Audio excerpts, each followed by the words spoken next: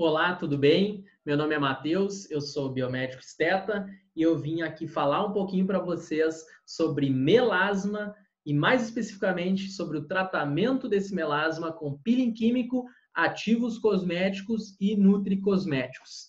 Essa palestra ela está bem atualizada, está bem interessante. Vou passar sugestão de protocolo, vou falar sobre formulações específicas, tanto de uso tópico como também de uso oral, mas também vou fazer uma contextualização aí sobre o melasma em si. Antes de começar a palestra propriamente dita, eu gostaria de agradecer o convite do Dr. Michael. É um prazer, é uma honra, é extremamente gratificante fazer parte do corpo de palestrante desse evento, um evento tão bom em termos de conteúdo, mas muito melhor ainda pela sua causa, pela ação beneficente por trás. Está sendo extremamente gratificante. Muito obrigado pelo convite, doutor Michael, e sempre que precisar, conte comigo. Bom, vamos lá, vamos falar então um pouquinho sobre melasma, sobre peeling químico, sobre formulações tópicas, sobre nutricosméticos. Vamos lá, que é o que nós queremos para o momento. Bom, o peeling químico no tratamento do melasma é uma das estratégias mais utilizadas ainda até hoje, e tem um motivo para isso, porque de fato ela é efetiva e ela é muito efetiva quando feita de forma correta. Bom, eu sou biomédico esteta, eu sou biomédico formado pela URGS, eu sou aqui do Rio Grande do Sul, mais especificamente da cidade de Santa Cruz do Sul. Eu estudei lá em Porto Alegre, hoje resido aqui no interior, mas acabo viajando hoje, né, não nesse momento, mas quando as coisas estão normais, acabo viajando o Brasil inteiro aí dando aula, tanto em pós-graduação como também em cursos livres. Eu sou especialista em biomedicina estética e também sou mestre e doutor em bioquímica. A minha prática clínica ela tem uma ênfase principal em peelings químicos, microagulhamento, toxina botulínica e associado a esses procedimentos, então, o uso de ativos, de formulações tópicas personalizadas para os pacientes, como também nutricosméticos. Tá? Bom, para a gente falar do tratamento, a gente tem que primeiro entender um pouquinho o que é o melasma. O melasma ele é um distúrbio de síntese de melanina, sim, uma hiperpigmentação. Essa hiperpigmentação é uma das principais queixas dos pacientes na prática clínica. Dentro das hiperpigmentações é a queixa mais comum dentro dos consultórios hoje. É o motivo de maior procura se tratando de hipercromia dentro do consultório. E, de fato, é um tema polêmico, por quê? Porque, além de ser o que tem mais procura na prática clínica, é aquele que os pacientes mais relatam insatisfação com tratamentos anteriores. Ou porque o tratamento foi feito de forma incorreta, ou porque faltou uma instrução, ou porque o profissional falou de forma incorreta, dizendo que existia um milagre, e não existe um milagre. Existe tratamento, existe cuidado com a pele, existe cuidado e controle daquele melasma. Ele afeta predominantemente mulheres, tá? Tem um aspecto hormonal envolvido nessa situação, obviamente. Não quer dizer que o homem não desenvolve melasma, tem sim melasma no homem também, mas é mais frequente nas mulheres. A etiologia, né, a fisiologia envolvida nas causas desse melasma, ela é multifatorial. Tá? Então, nós temos hoje várias sugestões de vias de estímulos do melasma, porém não temos nenhuma via completamente descrita até o momento para a gente dizer que a gente sabe de ponta a ponta o que está acontecendo com o melasma em todas as vias de forma descrita ainda. Então, o melasma ele é um tema muito abordado na prática clínica, mas ele também é um tema muito abordado na pesquisa, porque se buscam cada vez mais novas estratégias para a gente conseguir tratar esse melasma. E aí a parte da entender a fisiologia da disfunção para a gente conseguir propor um tratamento efetivo. Esse melasma ele vai se classificar de duas maneiras principais. A primeira é quanto à questão de distribuição anatômica, então onde que se encontra na face.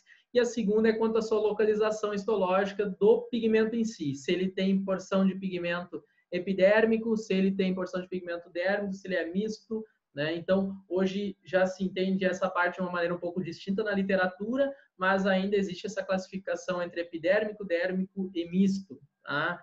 Os tratamentos mais efetivos do melasma, eles sim consistem em consultório mais skincare por parte do paciente em casa. Ou seja, é importante que o paciente entenda a necessidade do cuidado home care.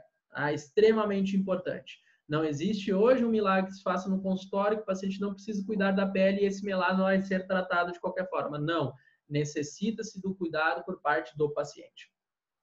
Sempre importante também entender o quê? Pacientes distintos, resposta cutânea distinta e, consequentemente, tratamento personalizado distinto.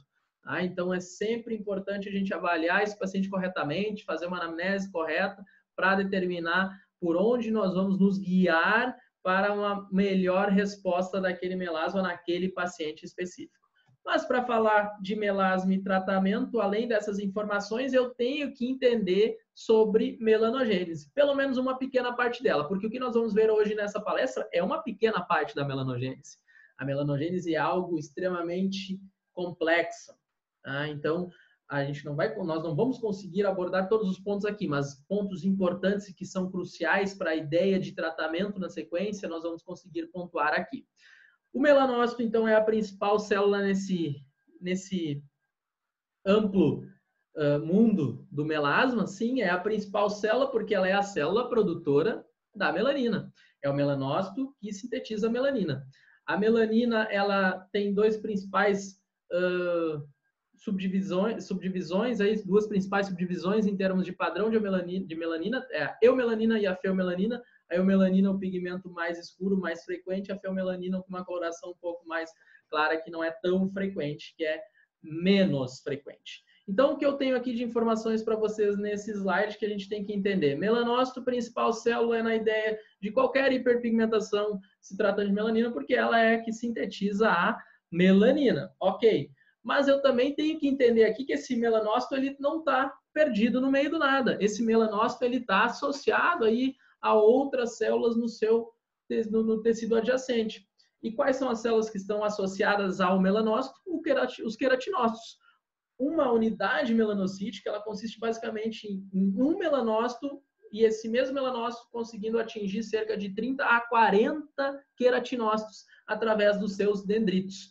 Sempre lembrando, a síntese de melanina ela vai acontecer a partir do corpo basal do melanócito e vai começar a evoluir o processo de evolução da síntese de melanina a partir dos seus dendritos, para lá no final esse grânulo de melanina ser transferido para os queratinócitos. Então, esse é um processo mais complexo. Então, a mancha nós temos que entender que mancha, claro, a principal célula é o melanócito, mas a gente vai além do melanócito quando a gente está falando de transferência, e a gente vai citar isso um pouquinho mais para frente também.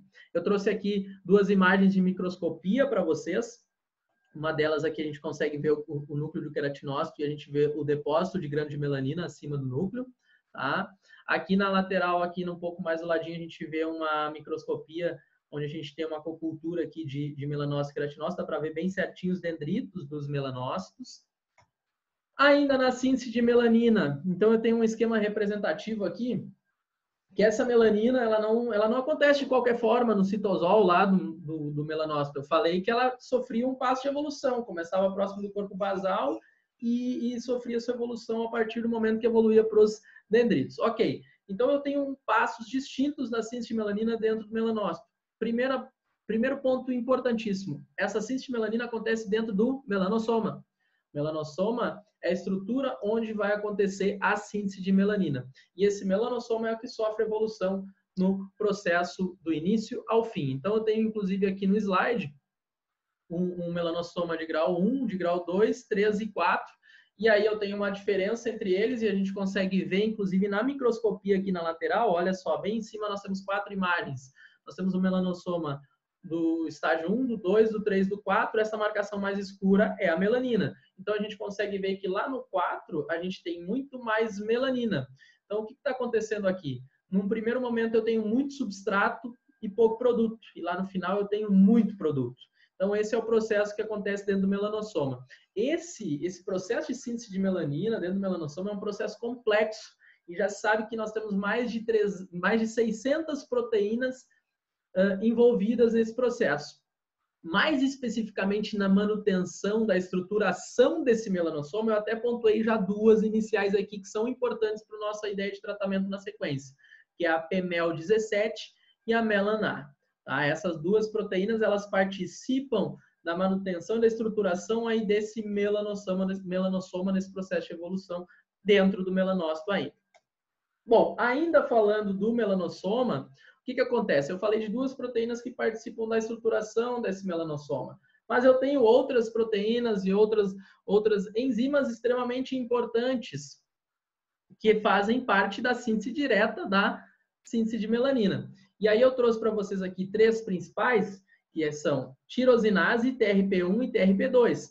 Eu trouxe o mesmo desenho mostrando a evolução aqui do grau 2, 3, 4, e aí eu puxei uma flechinha para vocês aqui do lado, e aqui tem uma representatividade num esquema de um melanossoma e a síntese de melanina acontecendo dentro desse melanossoma. E aí a reação de síntese propriamente dito, não de estruturação, onde a PMEL17 e a melanata estavam envolvidas. Aqui é a síntese propriamente dita, onde eu tenho um início, a tirosina, e a partir da tirosina, então, que eu vou ter a síntese de melanina. Nós temos aqui eumelanina e feomelanina.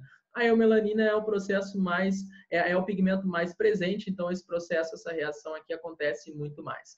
E aí eu tenho enzimas chaves nesse processo. A enzima-chave desse processo de síntese de melanina é a tirosinase. E além da tirosinase, eu tenho a TRP1 e TRP2. Então, esses nomes, ó, já tem cinco nomes bem importantes para vocês aqui. Eu tenho PMEL17 e melan-A envolvidos na questão da estruturação do melanossoma. Eu tenho tirosinase, TRP1 e TRP2 na questão da síntese de melanina propriamente dita. Tá? Então, vamos dar sequência aqui, porque depois, se vocês olharem aqui, vocês estão vendo que eu estou sofrendo um processo de evolução no melanossoma, e quando ele chega próximo do estágio 4, ele está próximo a ser eliminado aqui, transferido. Transferido para onde? Transferido para o queratinócito. Então, além de nós entendermos o processo de síntese, nós temos que entender que nós temos um mecanismo de transferência de melanina do melanócito para o queratinócito. Então, nós temos uma transferência daquele melanossoma do melanócito para o queratinócito. Nós temos alguns mecanismos possíveis descritos. E aí eu trouxe três aqui para vocês. Fagocitose acontecendo daquele melanossoma pelos queratinócitos, a fusão da membrana do melanócito com o queratinócito e ainda a citofagocitose parcial dos dendritos dos melanócitos, dessa parte mais da extremidade dos dendritos dos melanócitos. Esse processo de transferência também tem proteínas importantes envolvidas e que já são alvo de tratamento. Aqui eu trouxe dois exemplos para vocês, que é a RAB27A e a MIO5A, que são duas importantes proteínas envolvidas nesse processo de transferência, então, da melanina do melanócito, que é a célula produtora, para o queratinócito. Bom, esse processo de síntese de melanina, ele acontece naturalmente, né, o tempo inteiro, e claro que quando a gente tem um distúrbio, fica mais evidente que a gente tem a mancha. Então, o processo de síntese de melanina, até aqui, o que nós estávamos falando, isso é um processo de síntese que acontece naturalmente, mas que a gente sabe que a gente tem alguns descompassos aí acontecendo em alguns casos, em algumas hiperpigmentações. Então, agora a gente vai falar em um dos casos onde a gente tem um distúrbio de síntese de melanina, que é o caso do melasma, que é o distúrbio de síntese de melanina mais comum que a gente tem como queixa dentro do consultório hoje na prática clínica. O melasma ele tem padrões de distribuição de pigmento diferente. Em termos anatômicos, a gente tem distribuição na porção malar, na malar um pouquinho mais centro-malar, na malar lateral, tem na região frontal, tem também na região mentual, na região no contorno de mandíbula também. Então, eu tenho vários padrões distintos de distribuição desse pigmento. Ele pode ser mais disperso, menos disperso, também muito depende do grau de evolução do melasma no paciente específico. E nós temos algumas vias importantes envolvidas no desenvolvimento do melasma. Eu trouxe aqui um esquema de um artigo bem complexo, onde tem a maioria das vias envolvidas na síntese de melanina, como um todo, não necessariamente no distúrbio do melasma. Então, eu tenho aqui algumas moléculas importantes, como o POMC, que é a PONC, que alguns chamam de PONC, que é a própria melanocortina. Eu tenho o alfa-MSH, que é o hormônio estimulante melanócito. Eu tenho o MCR1 ou MC1R, que é o receptor de melanocortina do tipo 1. Temos aqui uma molécula muito importante, que é um fator de transcrição de estímulo de síntese de melanina, que é o MITF, que é relacionado com melanogênese de forma direta. Eu tenho aqui outros fatores que são importantes, como, por exemplo, o receptor tirosina quinase que eu tenho no melanócito. Eu tenho aqui também um fator, uma citocina, que é o stem cell factor, que tem tanto, que ele pode ser tanto produzido através de queratinócito como também de fibroblasto. E aqui eu já aproveito e faço um gancho para vocês dessa via de sinalização cruzada, desse crosstalk existente entre fibroblasto e melanócito, que é um ponto de bastante que chama bastante atenção hoje da parte da pesquisa também para entender melhor esse crosstalk de conversação que existe entre melanócito e queratinócito, mas também com os fibroblastos, está cada vez mais amplamente compreendido. Mas o que eu quero que vocês visualizem aqui no final é o seguinte, que indiferente as vias que acontecem via receptor aqui de estímulo, se veio de queratinócito, se veio do fibroblasto, qual foi a via ativada, a gente vê que a maioria delas converge para o MITF, que é o fator de transcrição da melanogênese, principal fator de transcrição envolvido com a melanogênese. Então, indiferente as vias, a gente tem essa ativação desse fator de transcrição aí como resposta final quando a gente tem um estímulo de síntese de melanina. Eu trouxe aqui do ladinho alguns esquemas básicos das principais vias que a gente vai ver em termos de mecanismo de clareamento na palestra. Então, eu tenho aqui a própria melanocortina, vai virar alfa-MSH. Esse alfa-MSH vai se ligar no receptor de melanocortina, do tipo 1.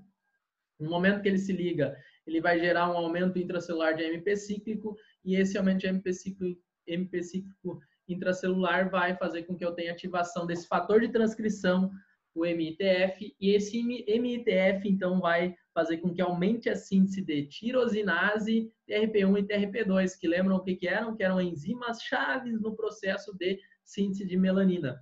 Lembrando, não são só essas enzimas aqui que dependem do fator de transcrição MTF. Na verdade, eu tenho outras respostas que vêm em decorrência da ativação do MTF, como, por exemplo, a diferenciação do melanócito, a proliferação, a dendricidade, que é a formação de dendritos, ou seja, não são apenas as enzimas chaves do processo que dependem do MTF.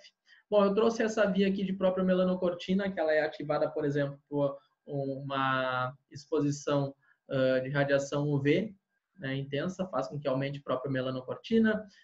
Essa própria melanocortina a gente vai ver lá na frente na palestra um pouquinho sobre o peeling químico gerando ativação do sistema de resposta ao estresse cutâneo, fazendo com que aumente a própria melanocortina também, que vai ser importante numa dica que eu vou dar para vocês lá na frente. Eu tenho, além dessa via da própria melanocortina, alfa-MSH, MCR1 e aumento de AMP cíclico, eu trouxe aqui também a questão das endotelinas, né? Então, eu tenho aqui as endotelinas influenciando na ativação do MTF. A endotelina ela é uma molécula que ela vai aumentar, tu tem aumento da liberação de endotelina pelo queratinócito quando tu tem exposição à radiação UV. Além do aumento de endotelina, eu trouxe aqui para vocês também a via do stem cell factor, quando se liga aqui ao receptor tirosina quinase. Esse stem cell factor eu já chamei a atenção para vocês, pode ser tanto através liberado pelo queratinócito como por um fibroblasto. Isso vai fazer com que eu também tenha ativação desse fator de transcrição MTF. E ainda trouxe uma outra via aqui que é também dependente desse crosstalk aí com os fibroblastos, que é a WNT, que depois vocês vão ver que tem uma proteína importante lá em um dos ativos que a gente utiliza, que faz com que essa via que ativa a MTF vai ser inibida, que é a DKK1, que é um ativo que a gente vai comentar lá na frente. Bom, mas de qualquer forma a gente viu que ambas essas vias de estímulo do aumento desse fator de transcrição, da ativação desse fator de transcrição, vão gerar aí um aumento de síntese de melanina, principalmente para aumentar a tirosinase, TRP1 e TRP2, podendo também influenciar na diferenciação, na formação de dendritos do melanócito e na proliferação dessas células.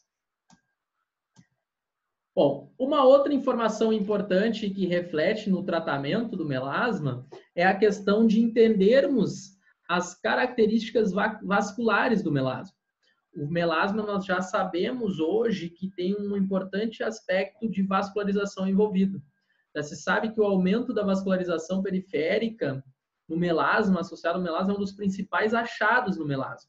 Ah, e aí tem uma via específica que a gente tem relacionada com essa vascularização associada à síntese de melanina aumentada. Por exemplo, eu tenho ela brevemente descrita aqui, onde eu tenho um estímulo por radiação UV.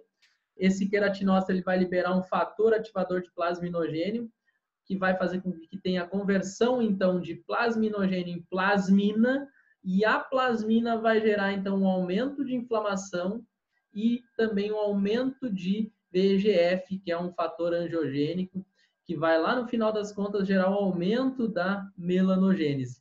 Então, a plasmina, ela gera tanto aumento de inflamação como aumento de VEGF, e ambos estão envolvidos no aumento de melanogênese. Nesse sentido, tem um ativo que a grande maioria conhece, que trabalha inibindo essa plasmina, que é o ácido tranexâmico.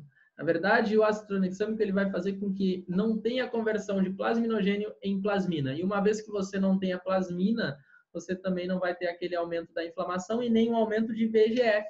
E, consequentemente, aquele aumento de melanogênese deixa de ficar presente. Então, o ácido tranexâmico é uma das estratégias disponíveis no tratamento do melasma. Importante ressaltar aqui que nós temos mais de uma possibilidade de uso do ácido tranexâmico. Nós podemos utilizar o ácido tranexâmico topicamente no home care, pode ser utilizado num peeling químico, pode ser utilizado associado ao microagulhamento num drug delivery, o que é uma ótima alternativa, pode ser utilizado injetável na intradermoterapia e ainda existe a indicação médica também do ácido tranexâmico via oral. Então, o ácido tranexâmico ele é um ativo em formas de uso, multiformas de uso, e trabalha nessa conversão do plasminogênio em plasmina e, consequentemente, inibindo essa conversão, faz com que eu tenha diminuição na síntese de melanina. E aí diminui também essa hipervascularização periférica, e aí você, devido à diminuição do VEGF. Então, é uma importante estratégia de tratamento para vocês. Inclusive, trouxe um artigo aqui para vocês que fala especificamente dessas características vasculares do melasma, que é um artigo de 2007 da Journal of Dermatological Science. Fica como sugestão de leitura se vocês querem explorar melhor essa característica vascular do melasma.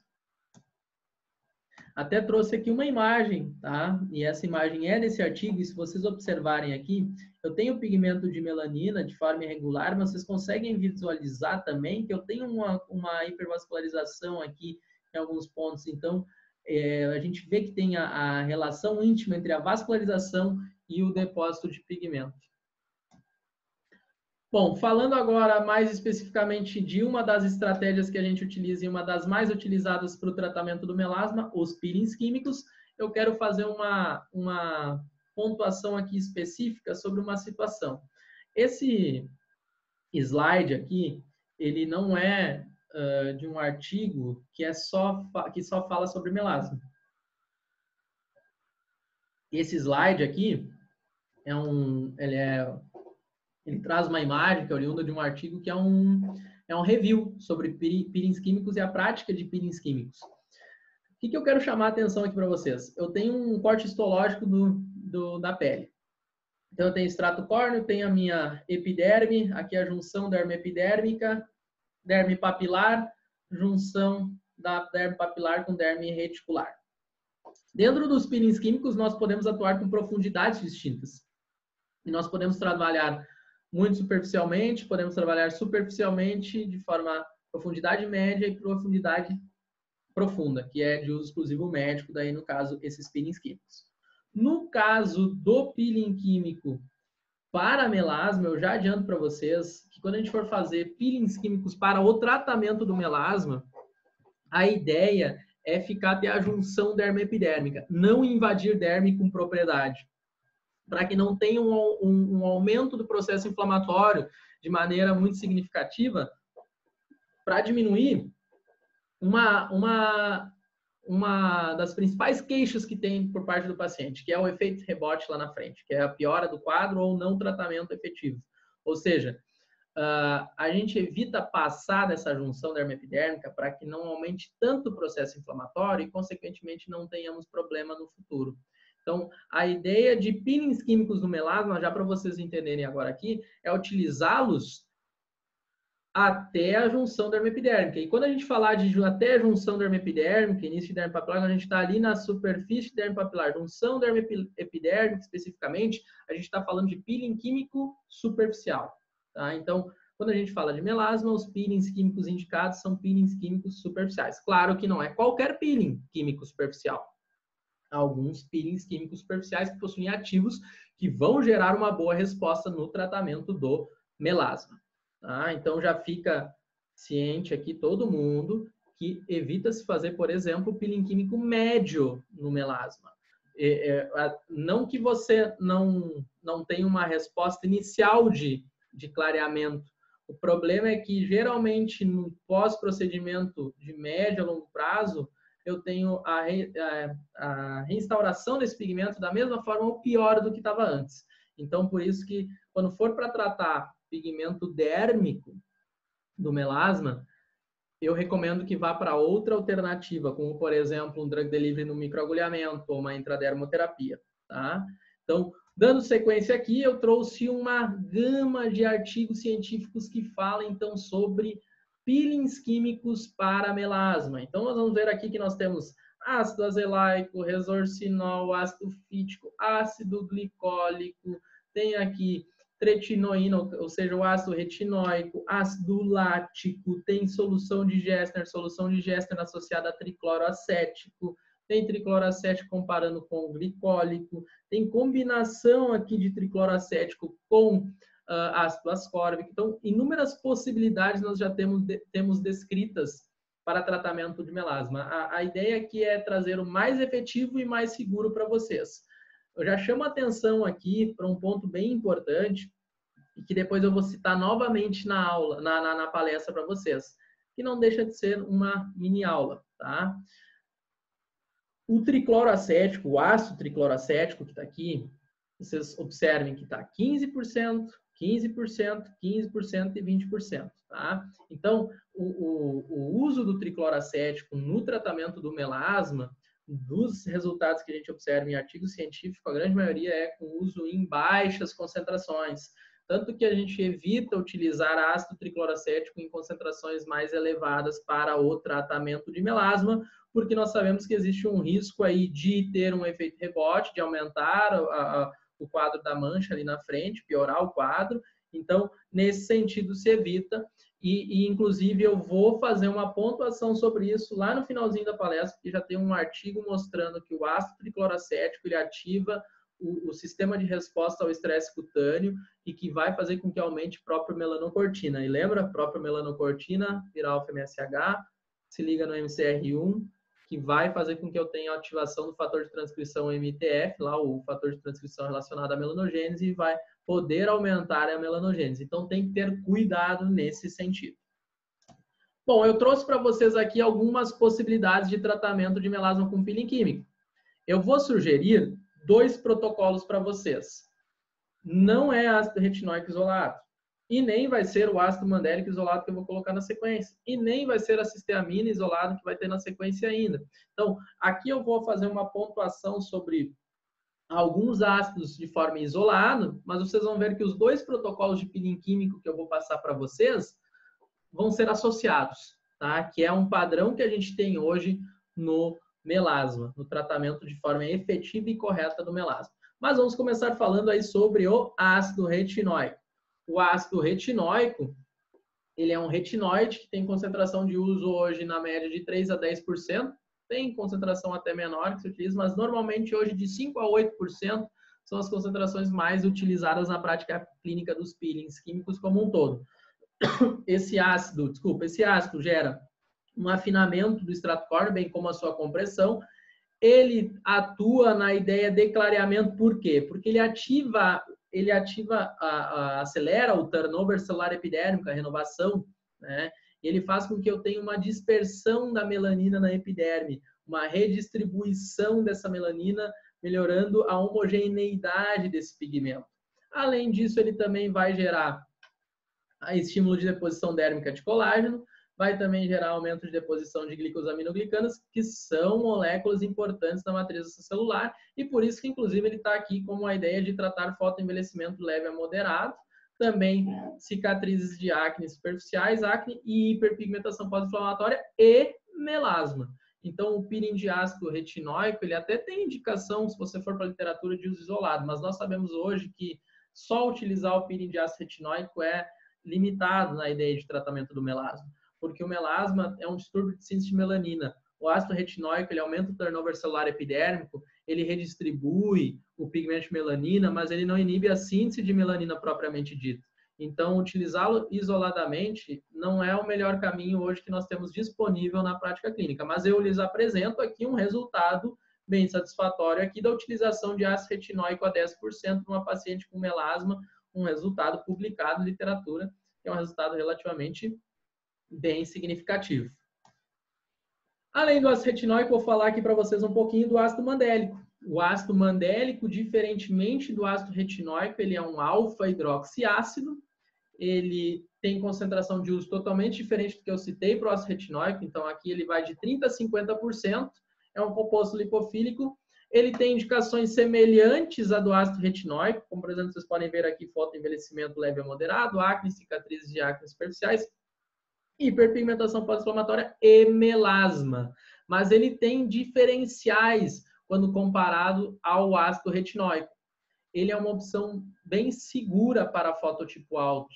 Não significa que o retinóico não possa ser feito em fototipo alto, não é isso. Mas ele é uma das opções dentro dos ácidos que nós temos disponíveis mais segura para tratar o paciente fototipo alto. Ele tem uma penetração, devido à característica da molécula, mais controlado e uniforme, principalmente se for comparar aí com ácido glicólico, por exemplo, que é um outro alfa-hidroxiácido, mas é totalmente diferente, porque tem uma característica de molécula um pouco diferente e também ela tem um peso molecular menor, então o padrão de penetração é totalmente diferente.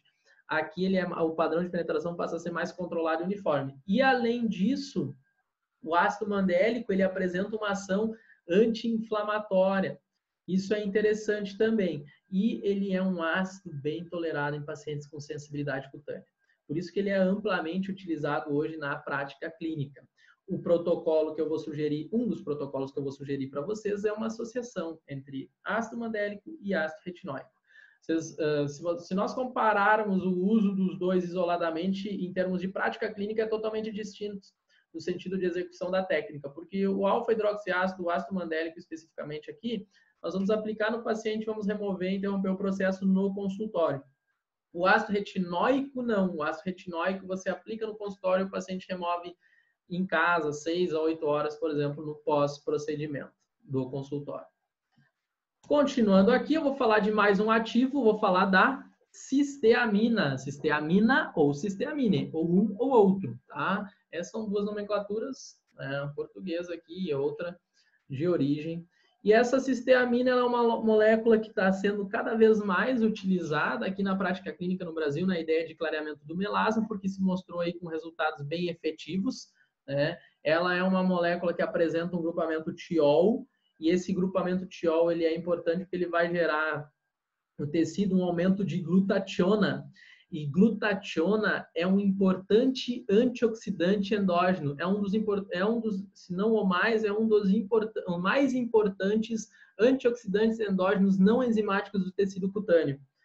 Então, ele vai ter uma ação de fazer o que a gente chama de varredura ou ainda a ação de scavenger de radicais livres. Ela é um potente antioxidante e essa cisteamina faz com que aumente os níveis desse potente antioxidante. As indicações comuns da cisteamina, então, é clareamento de mancha, como, por exemplo, o melasma. Tá?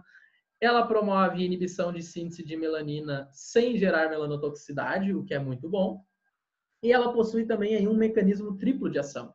Primeiro, por ter esse grupamento tiol, por aumentar a síntese de glutationa, ela faz com que altere a síntese de melanina para feomelanina. Então, o pigmento escuro passa a ficar para um pigmento mais claro.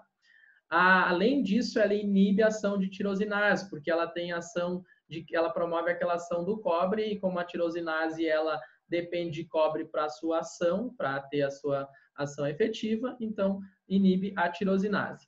E também o que eu acabei de citar, que ela ela gera uma resposta antioxidante importante, porque diminui peróxido, e a gente sabe que o peróxido ele influencia na ação da tirosinase, aumentando a ação da tirosinase. Por isso que quando a gente consegue diminuir o peróxido, a gente consegue diminuir a ação da tirosinase, consequentemente ter uma ideia de clareamento. Tá? Concentração de uso no peeling mais frequente hoje, 5%. Tá? Isso é variável, mas a mais utilizada, 5%.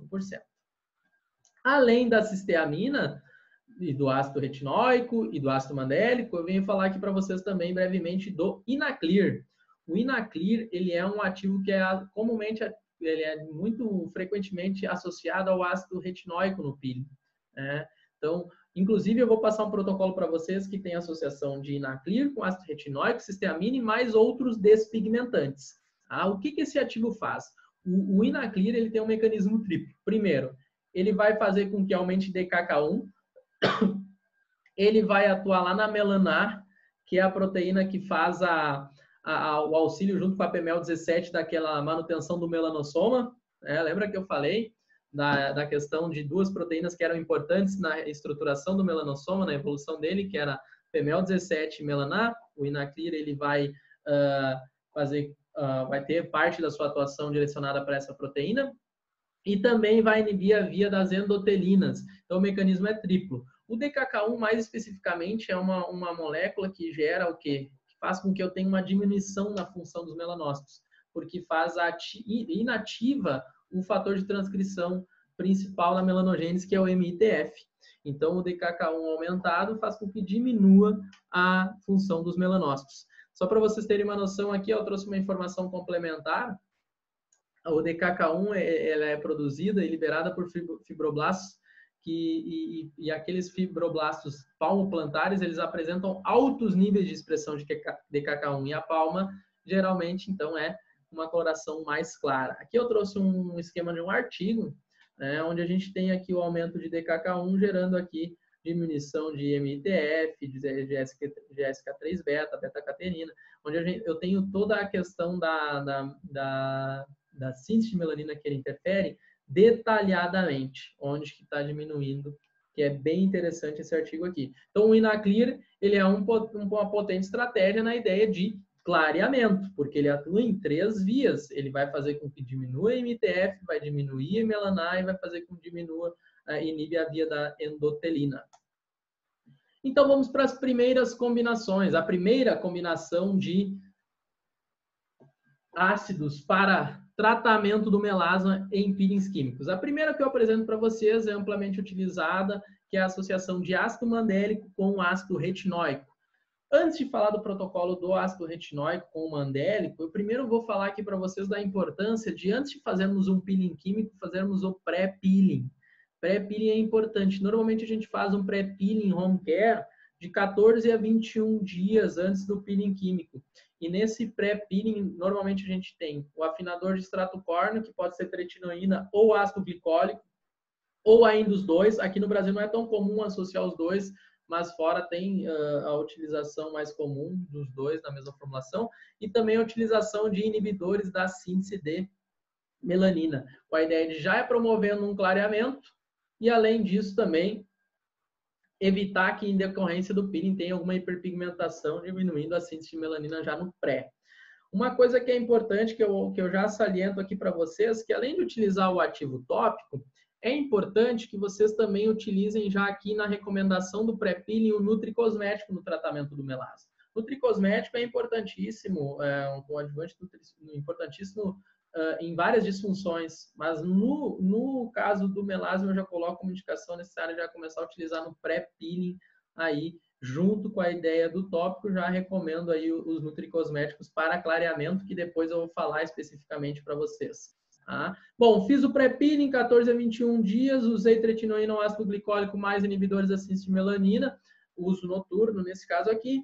Ok, cheguei, vou fazer o protocolo de peeling químico. O importante aqui que eu dou uma dica que antes de fazer o protocolo na noite anterior, não use o afinador de extrato córneo, e o aumento desse metabolismo de camada basal da epiderme, ele vai estar já intenso, já vai ter acontecido. Então, na noite anterior, não usa o pré-peeling. Tá? Isso é uma dica. Fez o protocolo, vai fazer o protocolo de peeling químico de consultório na quarta, na terça de noite não usa, a última noite usa na segunda. O Protocolo de peeling químico combinado, então, para melasma, protocolo 1, ácido mandélico 40%, um pH 3, tá? Base gel, aplica apenas na mancha. Tá? O que o paciente vai sentir aqui? Normalmente o paciente tem um leve sensorial, por mais que ele é um ácido que é seguro, ele pode apresentar um leve sensorial. Vou aplicar, vou neutralizar e vou remover. Tempo de exposição aqui é variável, a gente sempre vai observar a resposta do paciente, mas normalmente aqui a gente chega a aproximadamente 5, 7 minutos, dependendo do paciente. Mas sempre observando, neutraliza com solução bicarbonatada a 5%, né? Então, solução bicarbonatada a 5% é uma solução que vai fazer com que eu tenha neutralização desse alfa-hidroxiácido, que alfa-hidroxiácido a gente sabe que tem dependência pH, e remove. Removeu, secou bem a pele, lembrando, aplicou apenas na mancha, tá? O ácido mandélico apenas na mancha. Neutralizou, removeu, secou bem a pele, aplica o ácido retinóico. Coloquei a sugestão aqui de aplicar o ácido retinóico a 8%, base Vitacólora R. O que é essa base aqui, professor? Essa base aqui é uma das bases que a gente tem com tonalidade de cor para utilizar associada ao ácido retinóico, porque o ácido retinóico ele tem aquela coloração amarelada intensa, e como o paciente vai para casa com ácido retinóico, a indústria desenvolveu bases com coloração, e uma delas é a Vitacólora R. Tá?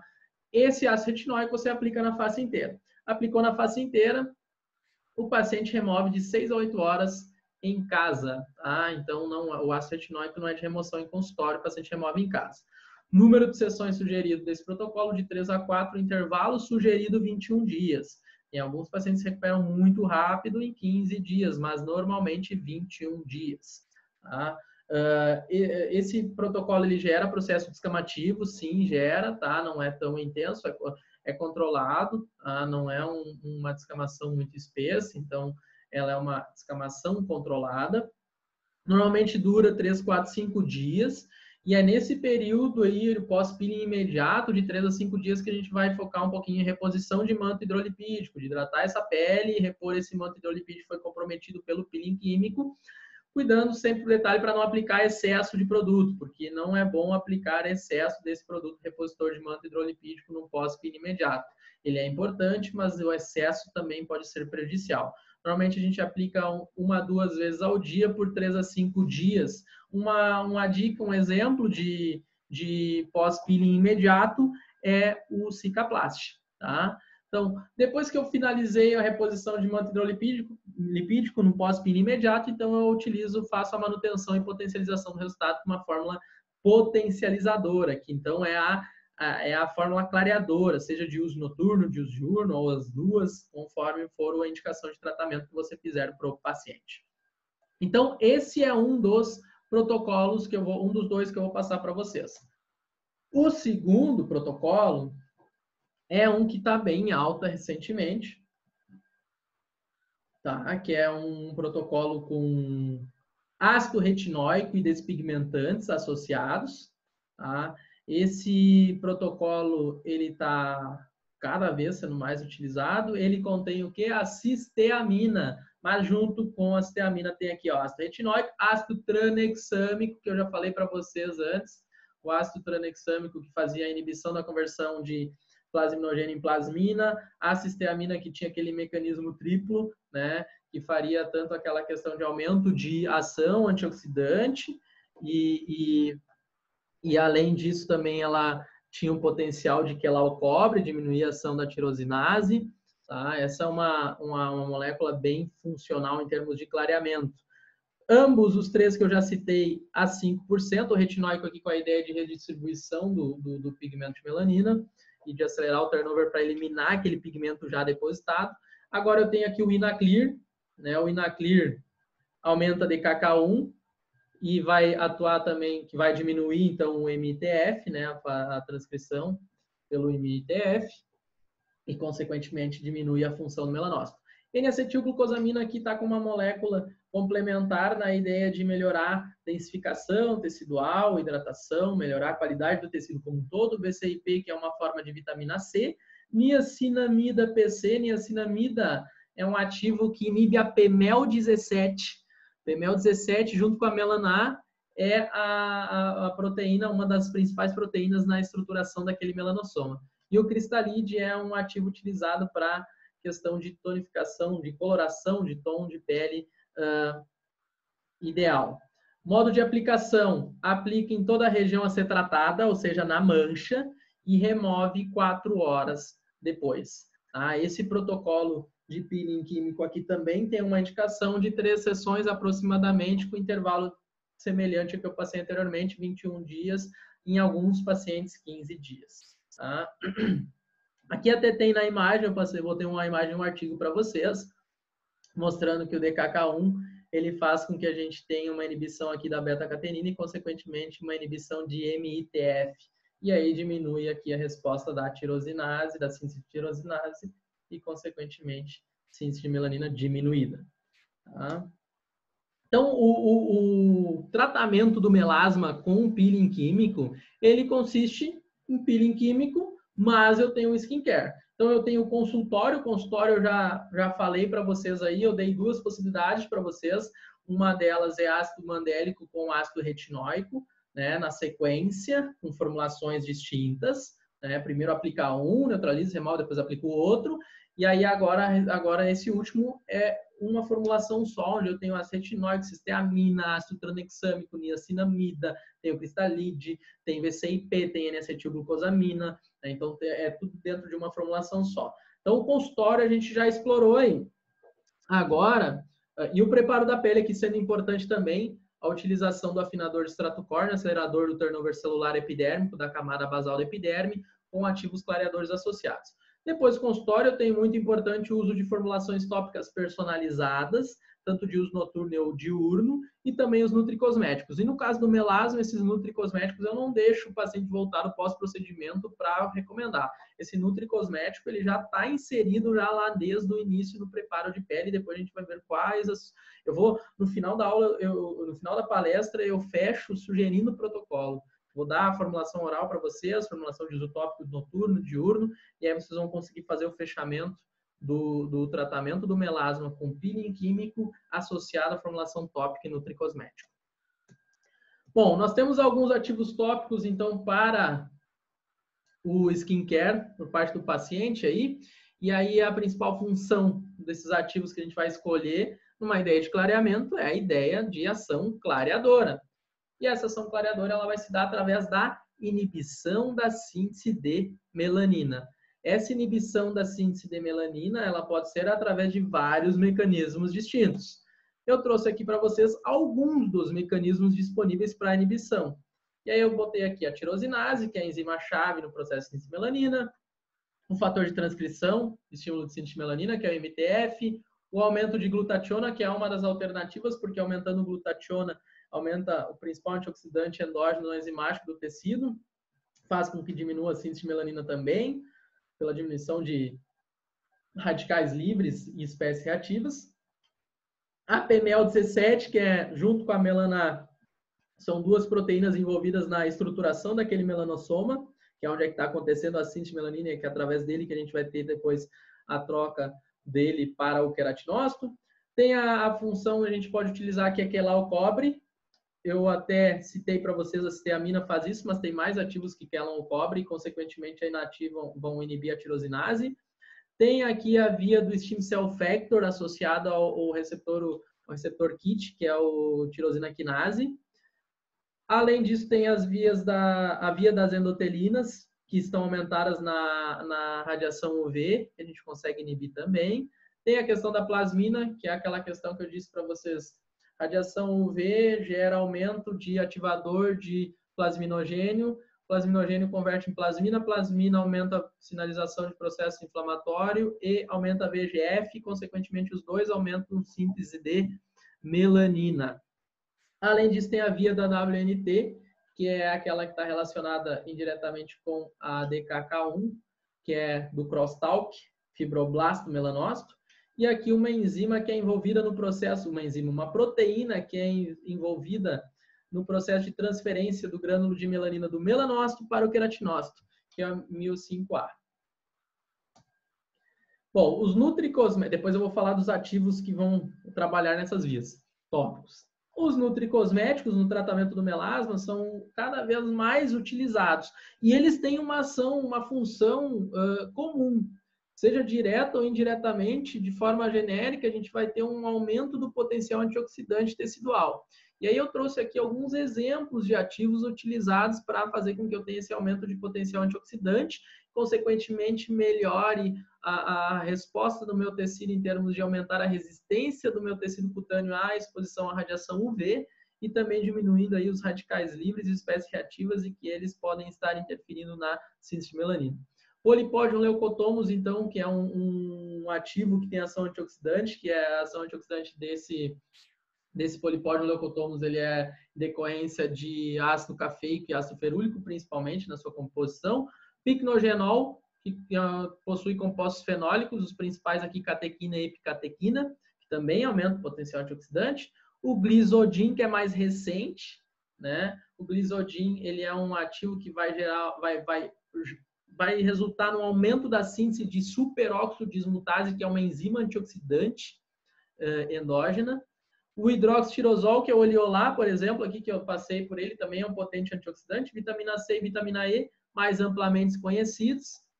O NAC, que é N-acetilcisteína, que vai gerar aumento da síntese de glutationa. Eu diria que junto com o glisodin e o NAC são os mais recentes aqui dessa lista, para esse objetivo, não que já não viessem sendo utilizados para outras situações, mas são cada vez mais utilizados em protocolos de melasma como nutricosméticos. A N-acetilcisteína ela vai ser utilizada para a síntese de glutationa. E a luteína, então, que é um carotenoide, que vai diminuir a peroxidação lipídica. Um dos danos oxidativos gerados por espécies reativas é a peroxidação lipídica, então a luteína ela diminui isso e também, além disso, tem alguns artigos, alguns trabalhos mostrando que aumenta a hidratação e elasticidade da pele. Bom, então a gente já chegou à conclusão aqui, através de todas as informações que eu passei para vocês, que o tratamento efetivo do melasma, ele se dá da seguinte forma: consultório, né, peeling, antes de fazer um peeling, um preparo, e depois disso eu tenho aí formulação de uso tópico noturna e diurna, mais nutricosmético. Eu trouxe aqui um exemplo de artigo que trabalha dessa forma e trabalhou essa metodologia, que é da revista Clinical Cosmetic Investigational Dermatology, que é um artigo que eu trouxe propositalmente aqui para vocês, por um detalhe. A questão desse artigo aqui principal, que eu queria chamar mais atenção para ele, é que o peeling é uma combinação, né, de peelings, de vários ativos, mas um deles é o ácido tricloracético. E lá no início, lá quando eu citei das possibilidades de peeling químico no tratamento do melasma, eu citei do tricloracético e eu falei, ó, concentração de 15%, 20%, no máximo 20%. Nesse trabalho, utilizar 30%. A gente não recomenda a utilização 30% e eu vou te explicar o porquê de não recomendar 30% o ácido tricloracético. Tá? Não que em alguns pacientes tenha algum problema, por exemplo, paciente fototipo baixo, com melasma mais, superficial, epidérmico predominantemente, pelo que a gente tem na literatura, né? Estou falando a partir de literatura. Eu não teria problema.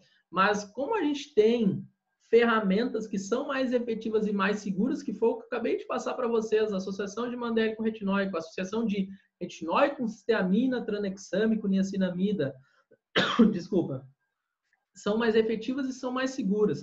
Então, na hora de escolher, não vamos para aquilo que é mais arriscado, porque um protocolo padrão ouro, ele tem alguns aspectos. Um protocolo padrão ouro, ele consiste no quê? Um ótimo resultado com o máximo de segurança. E além de ser um ótimo resultado de alcance, ele se mantém esse resultado. Então, isso é importante, né? Segurança, resultado do momento e também se manter. E a questão da segurança é importante, aí nesse caso o tricloracético ele não é a opção mais segura. E aí eu vou mostrar aqui na sequência o porquê disso, que a gente tem um artigo que fala sobre isso, que é um artigo que fala do peeling químico ativando o sistema de resposta ao estresse cutâneo e que isso poderia refletir no aumento da síntese de melanina, lá na melanogênese. Como que aconteceria isso? Esse artigo foi feito com ácido tricloracético, essa avaliação, e se viu o quê? Que o ácido tricloracético gera na epiderme um aumento de própria melanocortina, tá? E própria melanocortina, lembra? Alfa-MSH, se liga no MCR1 e faz com que tenha, então, aumento do fator da transcrição, da ativação do fator de transcrição MTF, que é um principal fator de transcrição relacionado com melanogênese. Então, se sabe já que o ácido tricloracético gera aumento de PONC, de própria melanocortina. Então, sabendo disso, quando for utilizá-lo, cuidado com a concentração. Mesmo que em concentração baixa, eu não iria para a opção do tricloracético na ideia do tratamento do melasma.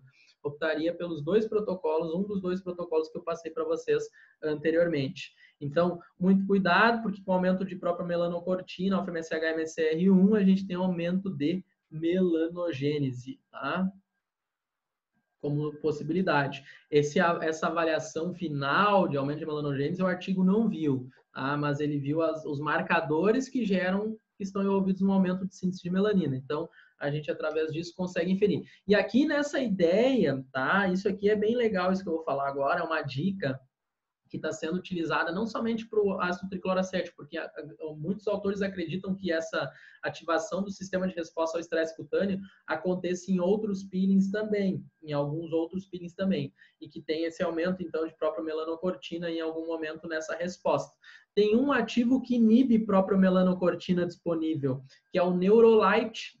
O Neurolite, ele promove a inibição de própria melanocortina.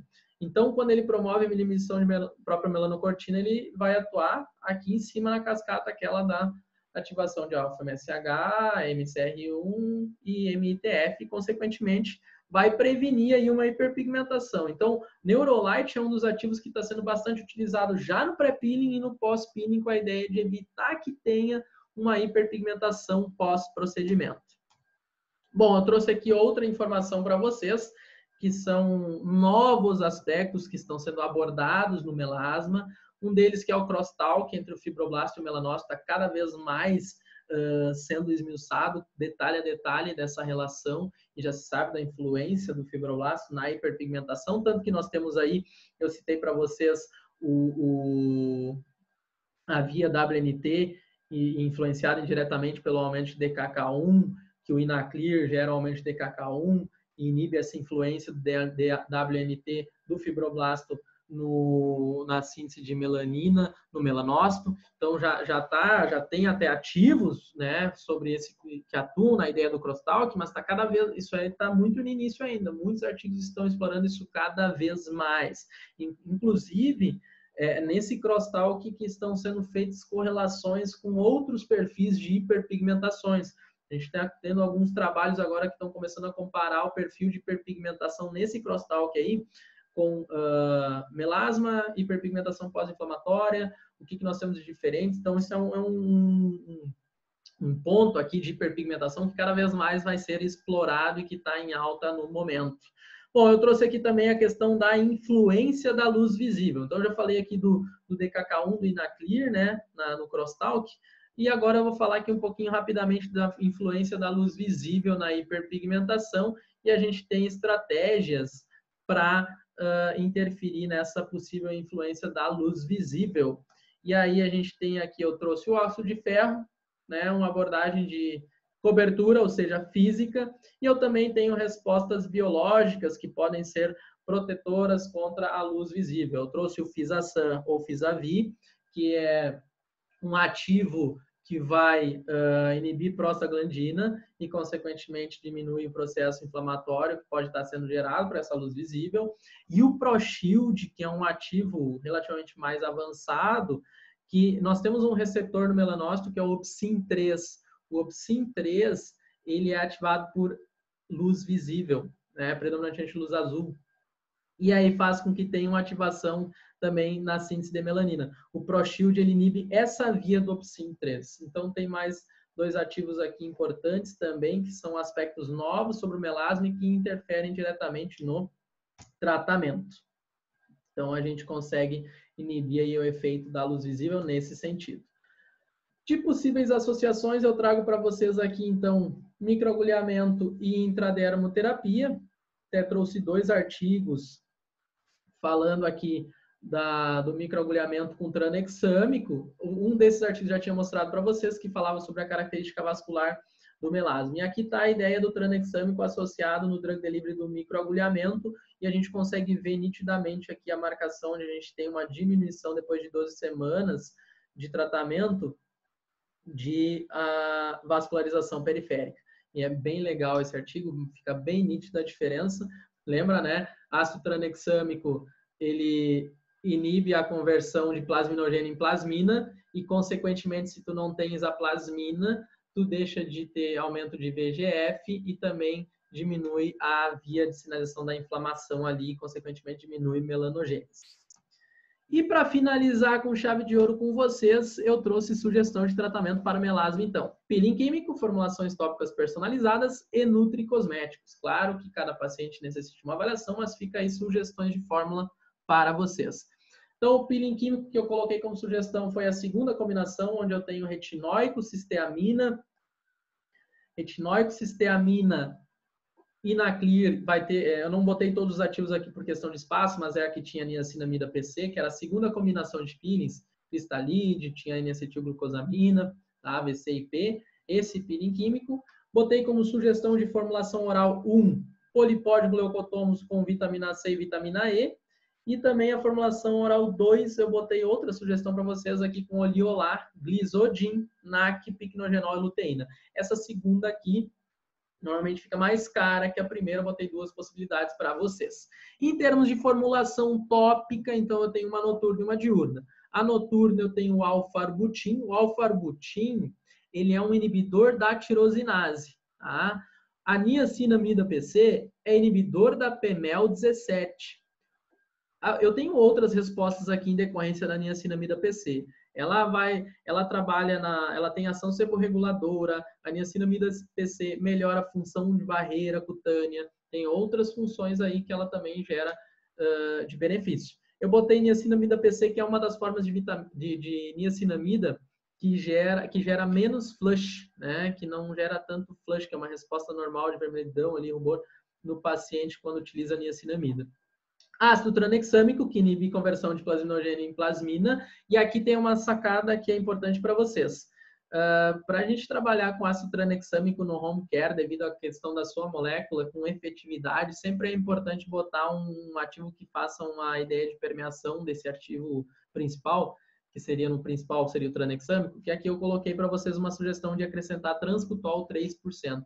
Vai melhorar a permeação do extrato córneo do ácido tranexâmico, fazendo com que ele chegue onde ele tenha que chegar.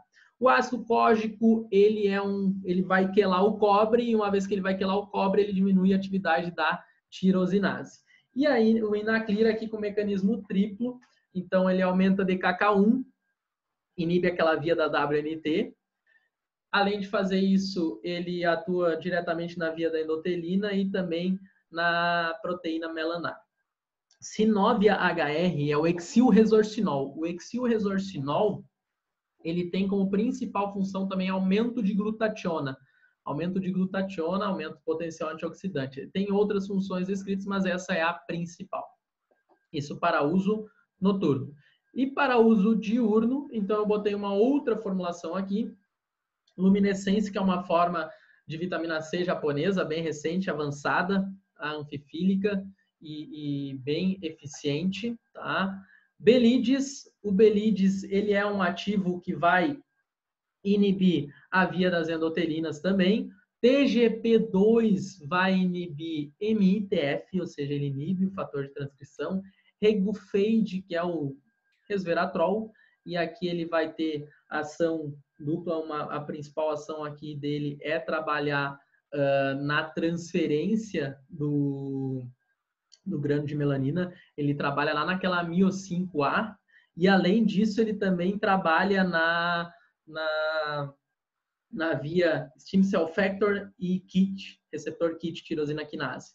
ProShield, então, que é aquele que atua no opsin-3, inibindo a influência da luz visível, e o Fisasan, que é o que vai atuar lá com uma ideia de diminuição de resposta inflamatória, atuando nas prostaglandinas, diminuindo prostaglandina.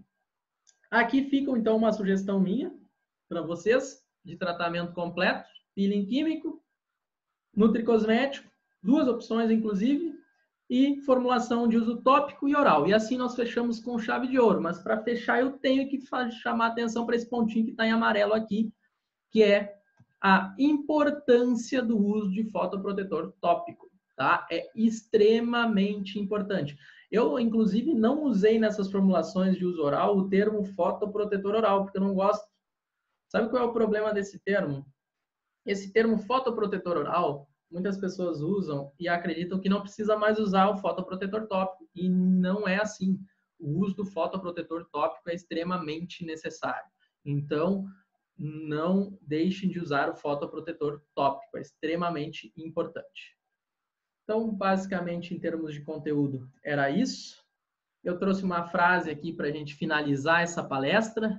Eu agradeço a atenção para vocês. Essa frase eu já achei 3 autores distintos, então eu resolvi só botar entre aspas, não coloquei nenhum dos autores para não fazer uma referência errada, mas eu acho ela muito interessante, eu acho que ela é interessante para a nossa vida pessoal e muito importante para a nossa vida profissional, né? Tratamento profissional paciente, né?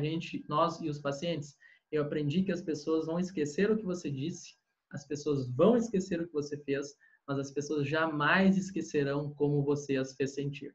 Então, isso eu levo para a minha vida e eu acredito que isso é uma grande verdade, tá? Eu agradeço a atenção de vocês. Eu deixo aqui meu Instagram, que é @drmatheusstricker.